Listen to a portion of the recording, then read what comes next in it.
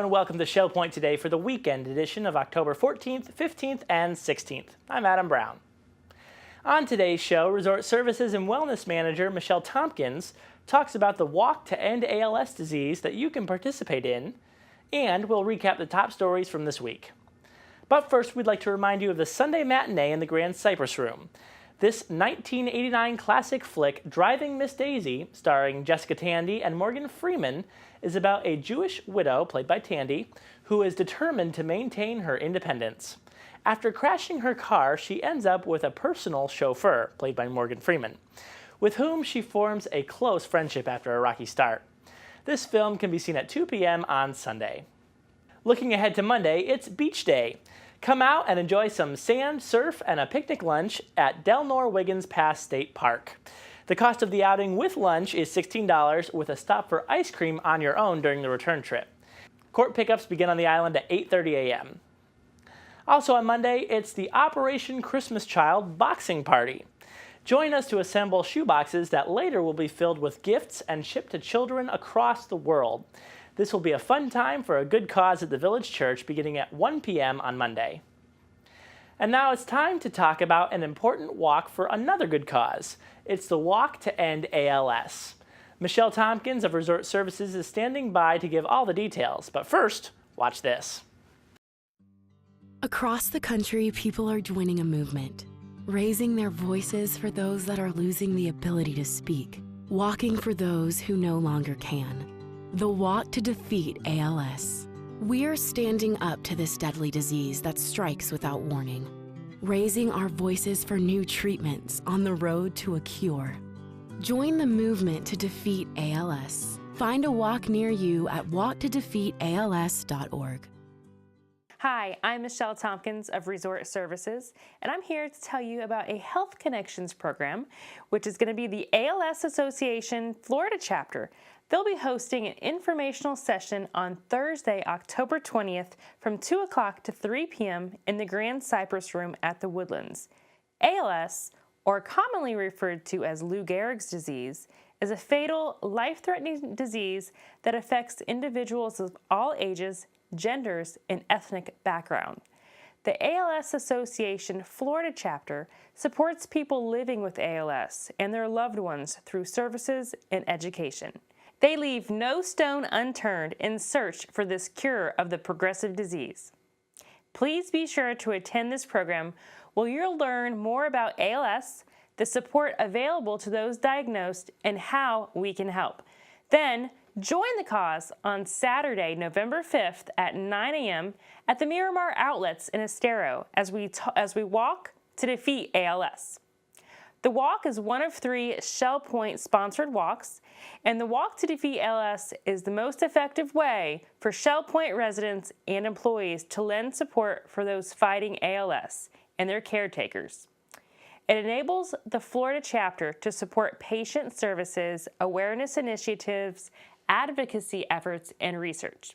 Come attend the informational session on October 20th in the Grand Cypress Room, and then join us in on the walk at Miramar Outlets in Estero on November 5th. For more information, you can visit walktodefeatals.org. Sign up at either service desk for the walk. And now it's time to cover all of today's happenings, Academy news, menus, and Village Church connections. Hi everyone, and welcome to the Happenings segment on Shell Point TV.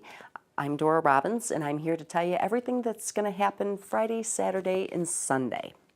We're going to start at 8 o'clock, men's round robin tennis. That's at tennis courts at the Woodlands. At 8 o'clock, we also have pickleball at the game court on the island. At 8:15, we have stamp ministry, and that's at the stamp room on the island. Volunteers are welcome. At 8:30, we have Friday Marketplace. That's at the administration court at the island. 9 o'clock, we have canasta and samba. That's at the Commons second floor lobby. At 10 o'clock, we have men's match play tennis. That's at the tennis courts at the Woodlands. At 10 o'clock, we have Veterans Club meeting. That's at the Grand Cypress at the Woodlands. At 10:15, we have genealogy, and that's at the Osprey Room on the island. At 10:15, we have Inquiring Minds, and that's at the Manatee Room in the tunnel. At 10:15, we have Model Yacht Sailing Club, and that's at the Commons Lake at the Woodlands. At 12:30, we have Mixed Progressive Bridge. That's at the game room at the Woodlands. And at 12:45, we have Zumba Gold Fitness, and that's at the Health Club on the island. Sign up is required. At 1:15, we have Advanced Table Tennis. That's in the Tarpon Room on the island. And then at 1:15, we have Quilters, and that's in the Osprey Room on the island. We have at 1:30 Strength and Conditioning. That's at the Health Club, and sign up is required. From 1:30 to 3:30, the Model Train Room is open. At 1:30, we have Vespers, and that's at the Community Room at the Arbor. We have Bid Euchre at the Sable Room at 2 o'clock. We have Water Volleyball. That's at 2:15, and that's at the Aquatic Center on the island. At 2:30, we have our second Vespers. That's at the Community Room at King's Crown. We have Great Decisions, the case of offshore balancing. That's at 2:45 in the Manatee Room. At 3:15, we have Ballroom Dance Group. That's at the Health Club on the island. And at 3:30, we have our next Vespers. That's at the Springs. And the last activity for Friday is at 6:45. It's game night at the Resident Activity Center. On Saturday, we start at 8 o'clock. It's Adopt a Road, and that's at the Administration Circle at the island. At 8 o'clock, we have Pickleball, and that's at the game courts on the island. We also have at 8 o'clock Round Robin Double Tennis, and that's at the tennis courts at the Woodlands. At 9:30, we have Men's and Women's Doubles Tennis, and that's at the tennis courts at the Woodlands. At 9:45, we have Duplicate Bridge, and that's at the Manatee Room in the tunnel. At 11 o'clock, it's Arcadia Fall Rodeo. Pickup starts on the island at 11. At 11:10, it's the Woodlands, and at 11:20, it's Eagles Preserve in the estuary. Sign up is required. At 1 o'clock, we have chess, and that's at the Library Lounge at the Resident Activity Center. At 1:15, we have table tennis, and that's in the Tarpon Room in the tunnel. At 3:15, we have basic line dancing at the Health Club on the island. We start Sunday with 9 o'clock Christian Life Studies. It's at the Village Church. Morning worship at 10:15 at the Village Church. That's broadcast live on Shell Point TV, Channel 13. At 4:15, we have Latin Size Dance Group. That's at the Health Club. And the last activity for the weekend is at 6:15, evening service, and that's at the Village Church. Thank you, and we'll see you back here again next week.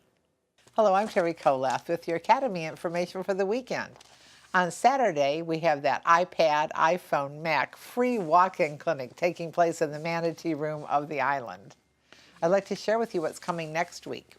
Monday, we have the Interwarriors 1918 to 1939 with Seth Mendel of Teledora. Tuesday, writing your memoirs with Lucille Peterson and Marty Gibson, 2 Lakewood residents. The ABCs of Birds with Christy Anders, Education Director for the Sanibel Captiva Conservation.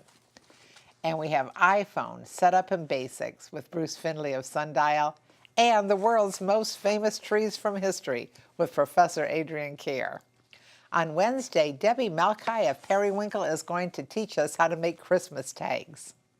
And on Thursday, we have a Legacy Foundation seminar, Trust Wars in Estate Planning. Our presenters are Chris Gare and Peter Nees. Menus for your weekend.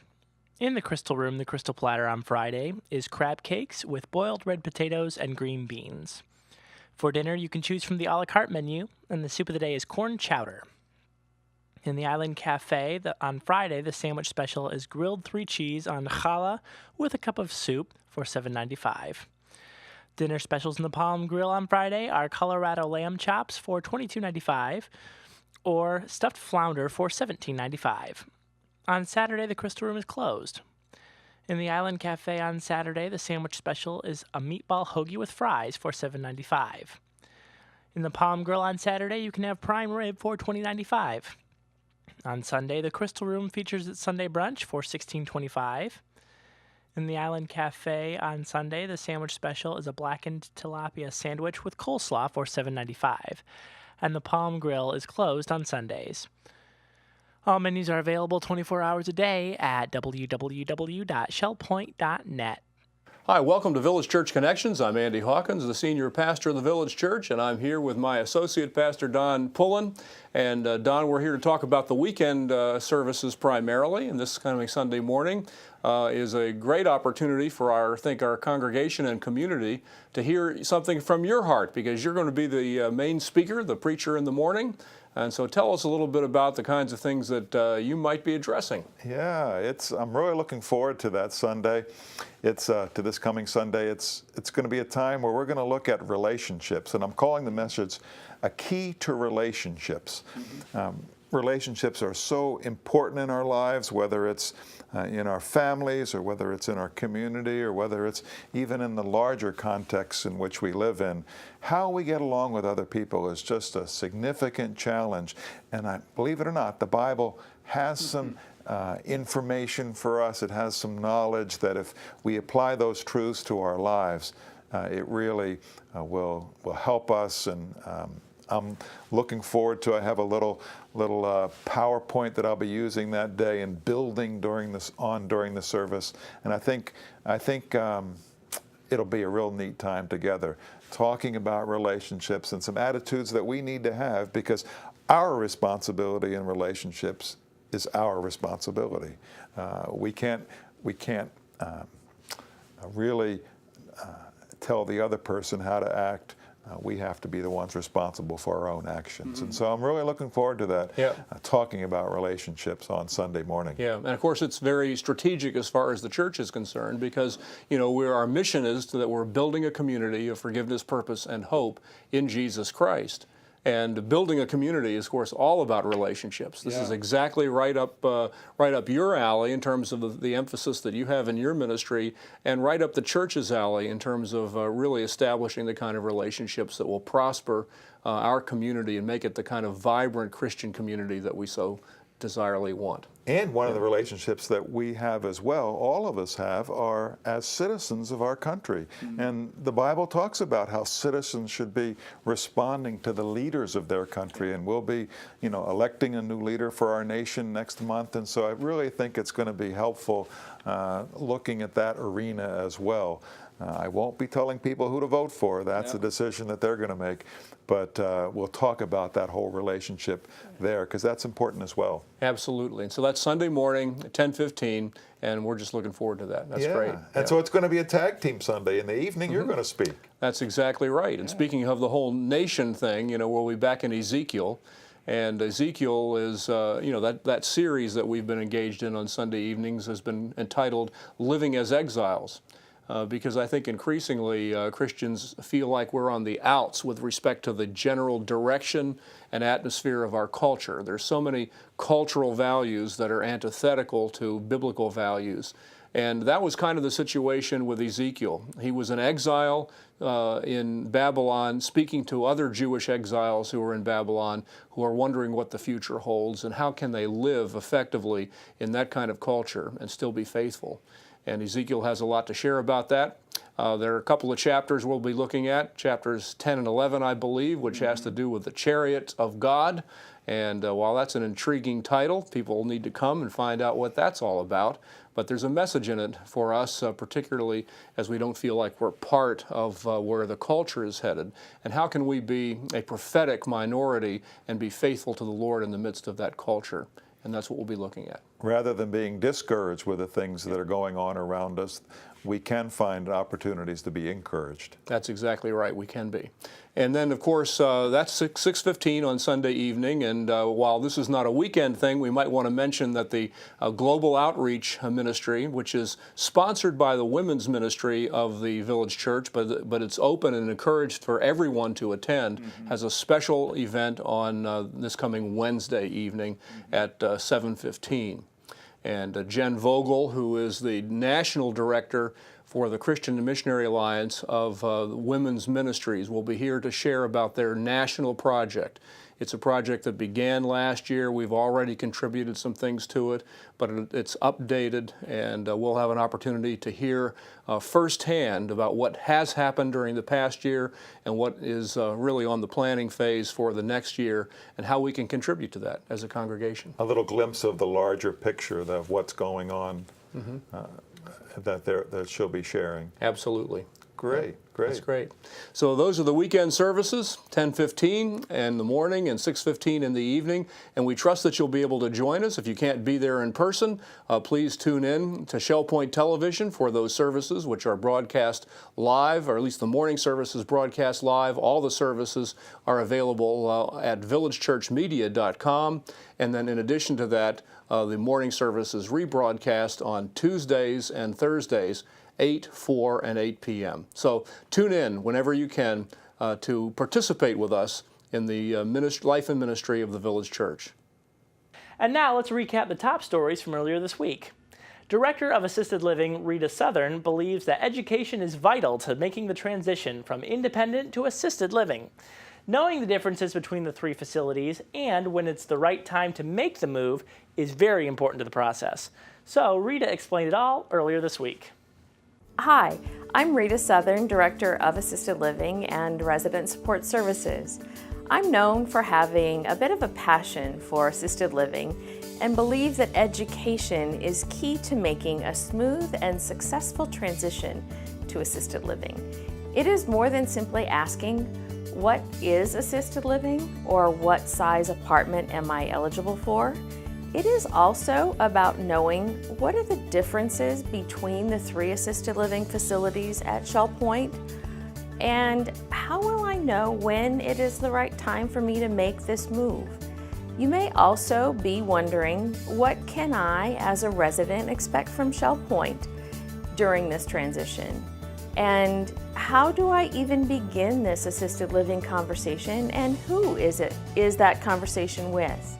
Throughout the year, we provide all Shell Point residents and their family members the opportunity to come to one or all three assisted living tea and tour events. A tea and tour event will be held in each of the assisted living buildings this month, giving you the chance to enjoy some light refreshments while hearing an informational presentation. You will have the opportunity to ask any questions you might have, and then following the presentation, we invite you to take a guided tour of the building with a case manager, including the opportunity to tour a variety of furnished resident apartments. The Arbor Tea and Tour will be held on Tuesday, October 18th at 9 a.m. The Springs Tea and Tour will be held on Thursday, October 20th at 2:30 p.m. The King's Crown Tea and Tour will be held on Wednesday, October 26th at 9:30 a.m. Feel free to sign up to attend the entire program for one of these dates. And if you are interested in just touring the other two buildings, you can feel free to RSVP as a tour only to the remaining programs. Space is limited for all of these events, so please RSVP today to 454-2077. We really are looking forward to seeing all of our Shell Point residents come out to one of these events. Thank you and have a great day. Also this week, we went beyond the classroom to learn more about one of your Academy instructors. If you were privileged to attend the class on the angry voter and the 2016 presidential election, or debates and polls, then you learned a lot from political science teacher Wayne Swanson. He recently sat with Terry Kolath, who discovered more about his life inside and outside the classroom. Hi, I'm Terry Kolath. I manage the Academy of Lifelong Learning here at Shell Point Retirement Community. And today I'm going to introduce you to a very new resident who's jumping right in and teaching some courses in our Academy about political science. His name is Wayne Swanson, and he now lives in Turbin. Thank you so much for joining me, Wayne. Right off the bat, we're wondering if you grew up in politics, or how did you get interested in politics? Where did you grow up and what led you into politics? Okay, I am a native New Englander. I was born and reared in Rhode Island, and actually I got all my education in Rhode Island. I graduated with a BA and a master's degree from the University of Rhode Island. And then I moved upstate to Brown University for my PhD. After that, I moved to Connecticut for 30 years, and I taught in the government department at Connecticut College in New London, Connecticut, which was a delightful experience. I enjoyed very much. I retired about 10 years ago, and I had purchased a house in Maine during my teaching at Connecticut College, and so I retired up there. On October 7th, I will no longer own a house in Maine, so I will be a full-time Florida resident, and I'm just delighted, feel privileged and blessed to be here. That's wonderful. I know that at a very young age you thought political science was fun, but what about your students? Did they enjoy it? Did they have as much fun as you did with political science? I think, yes, they did. They did. They enjoyed it. Obviously, it was an elective for most of them. It wasn't a required course. It was, I have to say, it was the most popular major at the college while I was there. It grew tremendously. Yes, it did. And it's a small college, and so the classes were reasonably small. And you got to know the students very well, and you could do some things that you probably couldn't do at a large university. I mean, universities today, they televise their courses, and I guess people can stay in their dorm rooms and listen to lectures, and that's not my cup of tea, really, but I guess that's what happens in some education. Right. So. Here at Shell Point, Wayne, you're going to be teaching two classes. The first one, the implications of the angry voter and the 2016 presidential election, and then you're going to jump into debates, polls, and what's next. These are challenging topics, and you must have a lot of experience doing this sort of thing. Yeah, I've had some experience doing it. I haven't been doing it for a while, and so one of the attractions when I came here was the opportunity to get back into this in a moderate sort of way. I'm going to basically, during the first class, try to tell people or show people why Donald Trump won the nomination. I could argue that he probably was one of the most unlikely candidates to ever receive the nomination of a major party. That's what everyone thought, wasn't it? Yes, but you can. I mean, in some ways, it's early to be analyzing all that, but there's enough information out there that you can put together, and you can see pretty clearly the steps that he took and what it actually took for him to break through. One of the allied questions, which is very important now, is what's going to happen to the Republican Party, because whether he wins or whether he loses, things are going to be different. The party is in kind of shambles now, and so we're going to speculate a little bit about that as well. You're brand new to Shell Point, so just tell us in a few words, why Shell Point? What brought you here? Well, actually, I probably was here before you were here. I actually came here because I saw the guest house listed in the AAA book, and I stayed at the guest house and ate at the Crystal Dining Room. I'm not sure it was named that then, but it was a dining room then, in 1976. Oh, wow. I was on vacation here and going to visit Sanibel, and I was looking for a place to stay. So we spent 2 nights here back then. And then, and so I knew about it, and I actually took the literature. I'm a Boston Red Sox fan, and the Boston Red Sox train, spring training in Fort Myers. And so when we had spring vacations, I would sometimes come down here and go to the Red Sox games. When they built their new stadium, I actually got season tickets to the Red Sox games. And when I got there, the first day for my season ticket, lo and behold, there was a couple sitting next to me, Don and Joan Bell, who now live in Junonia. And they told me, we're moving to Shell Point. And so we talked a lot about it. After a couple of years, I came over and visited them. After a couple of years, I did some more investigation. And I thought, well, this is a good place for you, Wayne. This is the perfect place for you. And it was really a very good decision to make. The people here are so nice. The transition is easy, and I would recommend this to anybody. That's fabulous. Wayne, from your perspective as a professor, why is it important that we engage in lifelong learning throughout our lifetime? Oh, I think in order to basically survive in the world and live the same quality of life, you just can't shut it all off. And would that there be more opportunities for more people to do this thing? We do a lot, I think, and even in communities outside of Shell Point, there are opportunities to sign up for courses of all kinds. But they say you shouldn't move around, but you should also exercise your brain.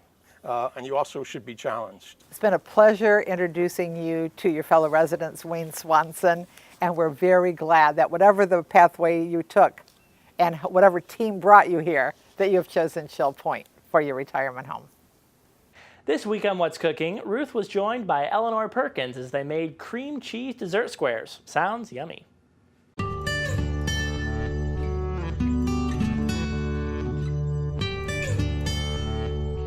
Hello, this is What's Cooking at Shell Point, and I'm Ruth Duber, and I have a guest with me here today. We have cover girl Eleanor Perkins. She's been on the show before, and actually she's almost known as the apple dumpling lady because that was the first one that she did. That's right. And everyone just absolutely loves it. Well, she's made a new one, and she's going to do that dessert for us today. Okay. I've tried it, and it's absolutely delicious. So we'll let you go ahead, Eleanor. All right. These are called cream cheese squares, made with crescent rolls, cream cheese, sugar, a little bit of butter, and then cinnamon sugar. So the first thing you do is get an 8x8 pan, lightly spray it with Pam. It doesn't take much, but just to be sure that nothing sticks. Then I like to go on and mix up my cinnamon sugar. It takes 1/4 cup of sugar and 1.5 teaspoons of ground cinnamon, and then take 2 tablespoons of butter and melt that and have it ready too.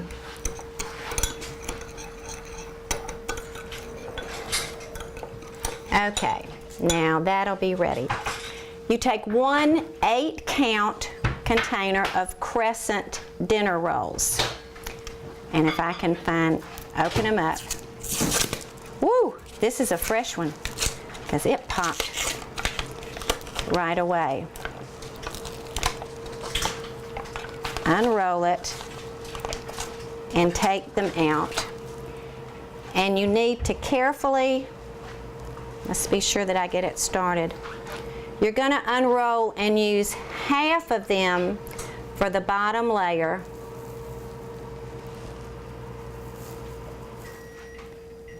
So that half on the perforation right there, and I'm going to put the others down. And you just lay them in the bottom of your pan. Kind of pinch the little perforations together and stretch it out so that it fits. Now that part's done. Several hours before, or if you're going to make it in the morning, you can put your cream cheese out the night before and let it get softened because it needs to be completely softened. Put your 1 8-ounce container of cream cheese in a small bowl container. Add your sugar, and that's 1/2 cup of sugar. And then I mix it, with my mixer, because that's the easiest way to be sure that it's all mixed well. Start it on low. After you get it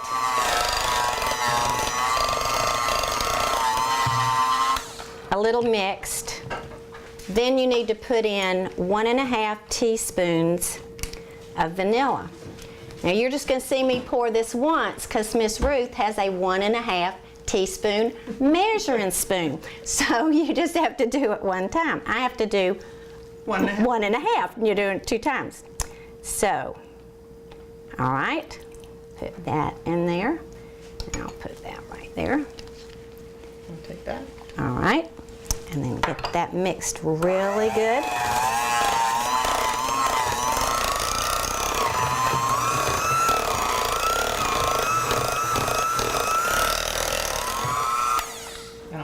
All right. And it's wonderful if you have a helper here to take things as soon as you finish. That makes it really simple. Then you take this and spread it on top of this bottom layer of crescent rolls.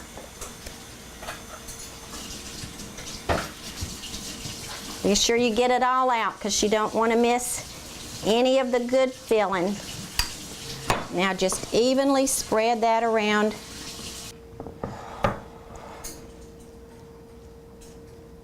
Then you take this got that on me. The next section, and unroll it. And you really need to spread it out so you can kind of open this up just a little bit to make it fit on there. And I'm going to place it this way. Place this on top. And it's not going to go quite to the sides, but it's close enough. Then you take your 2 tablespoons of melted butter and you pour that evenly as you can. That might be more than 2. Over, huh?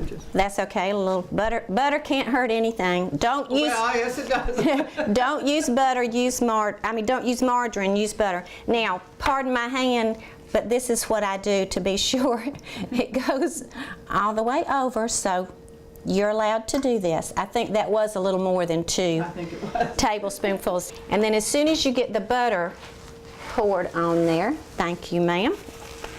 Then you take your cinnamon sugar and just carefully spoon it over the top, kind of evenly.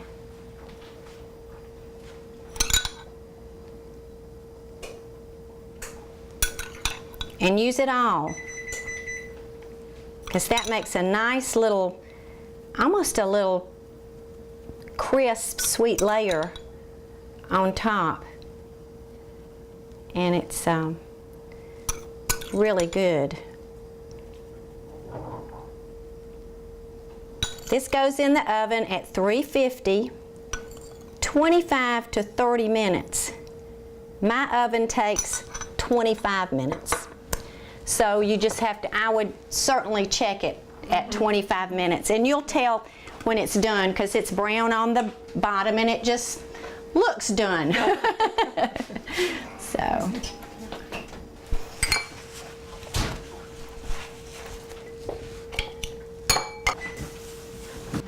This is the finished product. See that nice crisp little layer? These are good to eat right after they completely cool, and they do need to cool completely before you cut them, or the inside would be runny, and then you wouldn't get as good of effect when you eat it. But after you serve them the first time, it needs to go into the refrigerator because of the cream cheese, but they're just as good cold. They're wonderful cold. Now my husband microwaves his just a little bit because he loves that. He loves them just a little bit warm. But they are good any way. It cuts beautifully. Fingers work. Yes, they do. All right. Oh, look at that. There they go. There. Oh yes, see that? Wonderful layers. Well, I'll go this way and get a couple more out. There you go. And there you go. And I'm gonna lick my fingers. Why not? Because that's the best part. Well, I'm gonna taste one. Yes, please do. Yeah. I think I'm gonna have a bite too. All right. That is so yummy. That is good. Well, you got another winner. Well, thank you so much. The recipe will be on www.shellpoint.net under What's Cooking. So I hope you'll try them. They are absolutely delicious. See you again. Bye-bye. Thank you. Down in the art studio in the Creativity Tunnel is a fascinating display of artwork. Now don't forget that you can stop by the art studio on Monday, Wednesday, and Fridays from 1:30 to 3:30 as it will be open that time to the public for tours.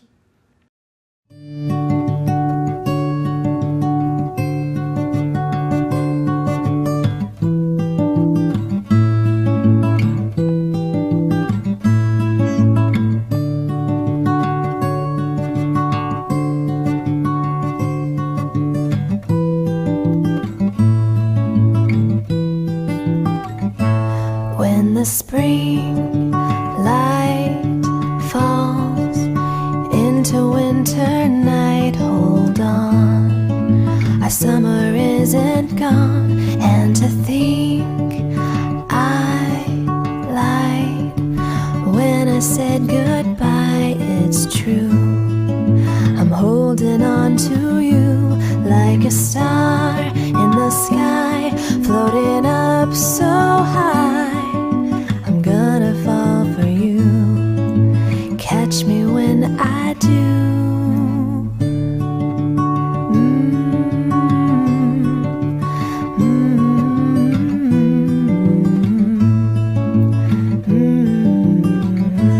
Not a day drifts by without an evening sigh from me. I close my eyes to see when the fire. The Bakeless Bake Sale, a fundraiser for the Pavilion Auxiliary, is fully underway this month. Volunteer manager Beth Crenshaw, along with Auxiliary President Jane Haynes, told us all about the plans for this year. Hello, Shell Point. I'm Beth Crenshaw, and today I am joined with Jane Haynes. She's the president of the Pavilion Auxiliary. And today, Jane is going to share with us quite a bit of information about the Bakeless Bake Sale. This is an annual event that happens, and because of my new position here with the auxiliary, I'm relying on Jane to share a lot of information with all of us so we can all learn a bit more about this wonderful fundraiser, and it really is. Yes, and one of the things you need to know, you don't have to bake a thing. It really is bakeless. When I first heard that term, I thought, Bakeless Bake Sale. But it's a fundraiser, and so we don't want your talents in baking. We want your money. Okay, good. Calorie free. Yeah, that's right, right.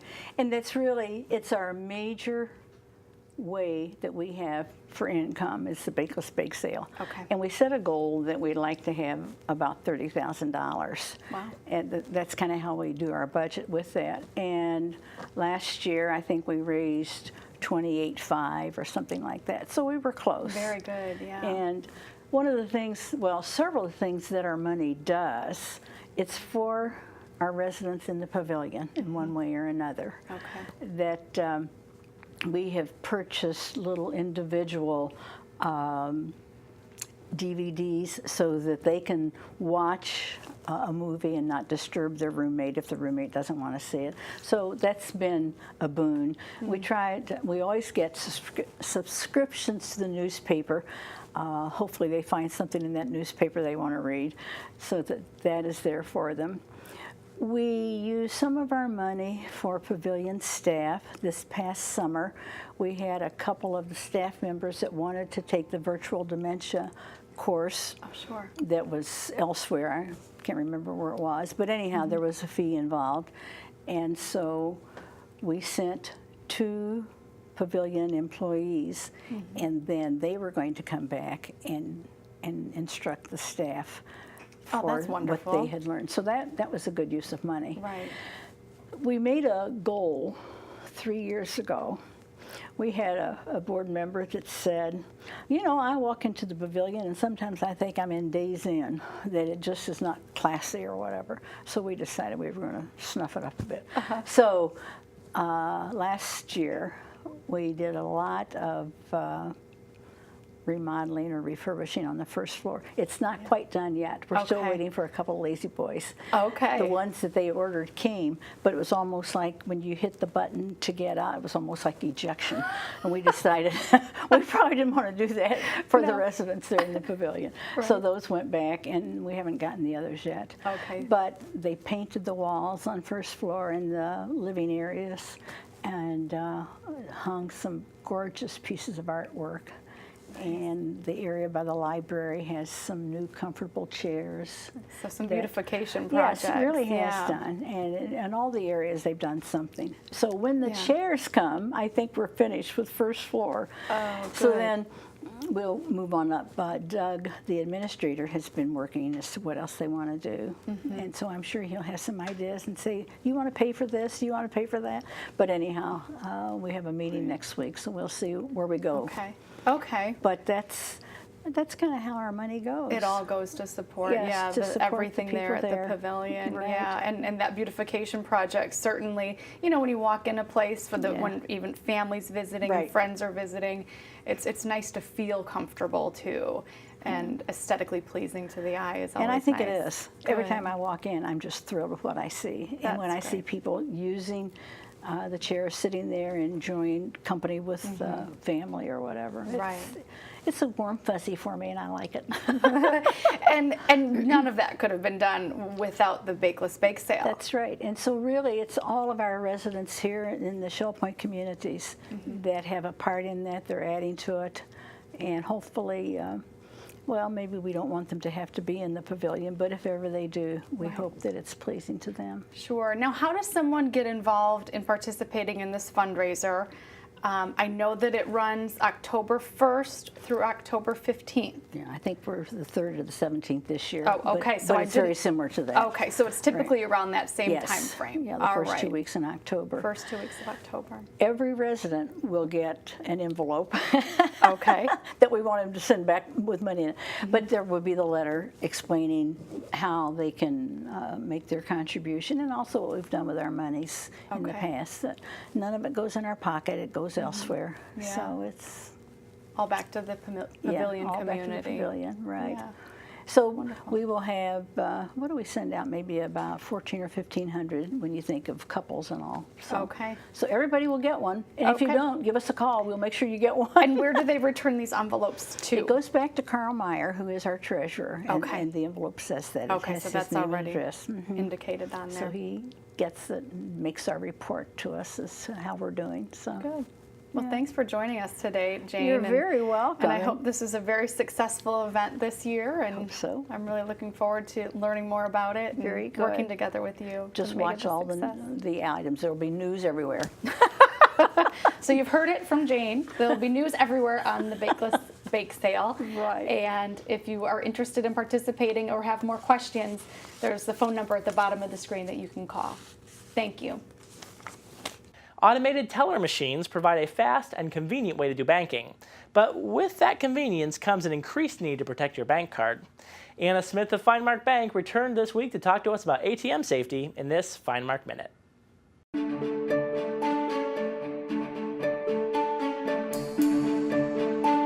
Hello, I'm Anna Smith, Managing Executive of Finemark National Bank and Trust on the island.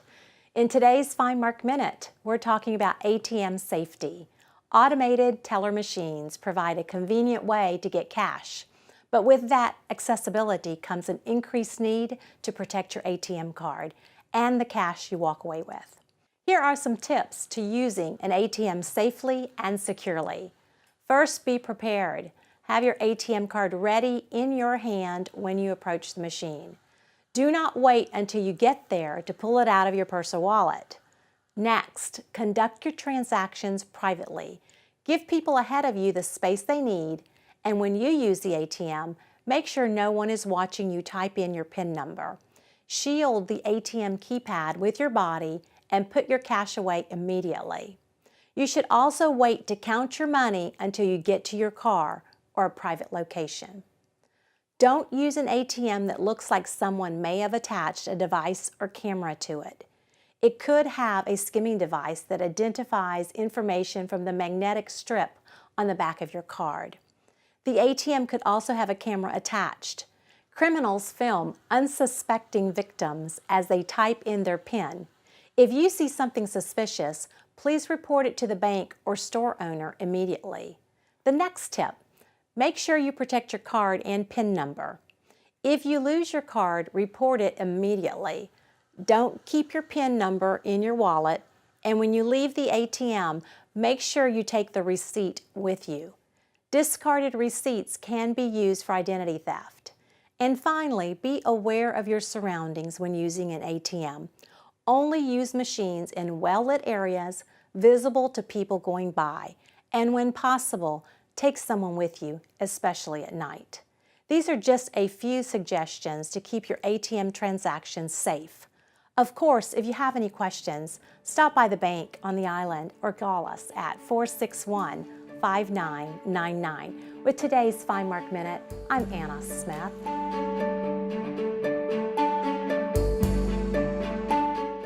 And that's going to wrap things up for this weekend edition of Shell Point Today for October 14th, 15th, and 16th.